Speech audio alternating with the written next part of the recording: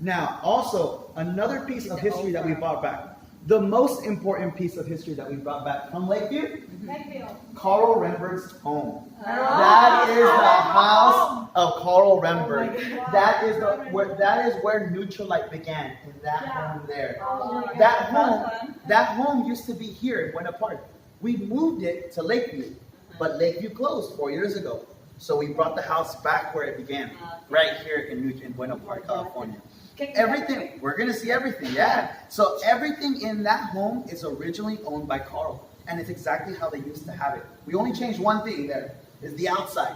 The outside material was getting old. So the original material of the home is right there. That is the original material of the home. Cái nhà phía ngoài là cái nơi mà Karen Boss lần đầu tiên làm về dinh dưỡng Nutrilite này các bạn. Đây là 1909 năm 1909 mới rồi do nó lâu và họ đã lấy những cái mảnh vụn đó để họ làm nên những cái khung hình như thế này. Và đây là những cái mái ngói của cái nhà đầu tiên mà ngài Karen Boss làm. And now you can see a little picture here of the home that he had, the Kwanzaa hut. Same thing, one like that. Yeah. Only thing is that material is right here now as well. Yeah. So this home, it wasn't even a home. He actually bought this when he got back from China, because that's where the story began. Yeah. So when he got back from China, he didn't have much money. He only had $24 in his pocket. But he came back with something much more valuable. It's all the studies of the culture that he learned out in China.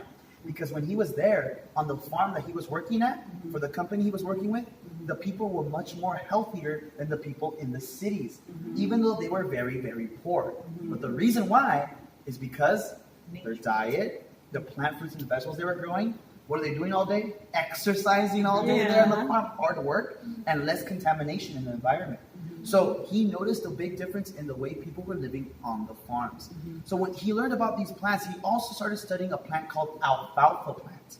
He studied alfalfa plant because he noticed that cows on the farm were eating alfalfa and they were producing more milk and they were bigger and stronger. And he goes, there must be something in this plant that maybe we can benefit from. So I'm going to study it. So the first plant that Carlos studied in China was alfalfa plant. So the logo of Nutrilite is the alfalfa plant because it's the first plant that he studied there as well.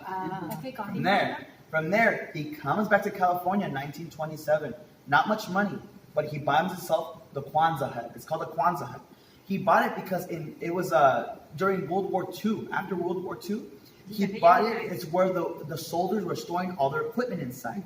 But he turned it into a small home for his family, and right next door he had the manufacturing where Nutrilite began. So everything he owns is right in that home. Yeah, and we're gonna go inside and see exactly. Here in Buena Park as well, and in Lakeview. He's waiting outside for you guys. Yeah. We'll take a photo there if you like. Yes. And before we go inside the house, I want to explain more of the history, the beginning of the company, how it all began. So, like I mentioned, Carl moved to China. He lived in China from 1915 to 1927. And he moved there because at the time, he was working with a company called Carnation. Carnation is a milk company. It's a milk. Milk. Milk, yeah. So they were selling